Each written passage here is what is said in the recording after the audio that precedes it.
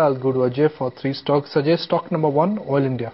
Good morning, Nikunj. Nikunj, Oil India is the stock number 1 not because for last 3 quarters Oil India has been talking about buying equity oil. They are sitting on a war chest of 4,500 crore. But because now specific names have started surfacing, and the latest one is Morel and Prom, which is a French listed company, and it's got its field in West Africa, the Gabon oil field, which has got a 20,000 barrels per day production and is valued at $1.5 billion.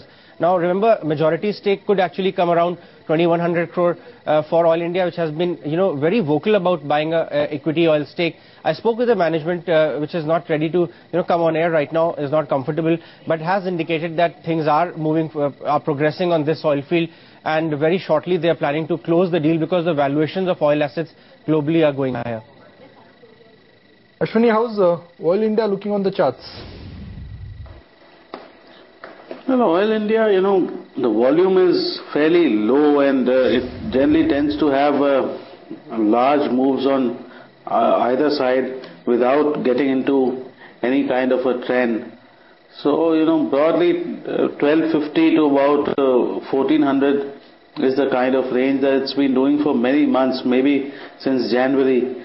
The day this range breaks out or breaks down, I think you will get a significant move.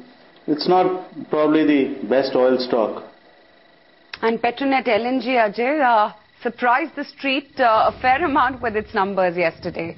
That's correct, Aisha. You have discussed the results, but I'd like to draw your attention, in one of the operating matrices, which is the volumes. They made highest ever volumes of 133 trillion British thermal units, and the guidance coming from the company is, quite bullish. They're talking about a new terminal which will take the volumes even higher.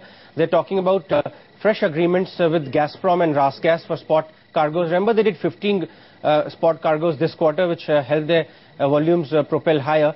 And they're also talking about an arrangement in which some of their clients would actually invest in their capex, keeping their capex, the company's capex low. So this could be one stock which we have spoken to a lot of institutional dealers are bullish on. Even positional calls into a month or two. Of course, good results has taken the stock to a new high.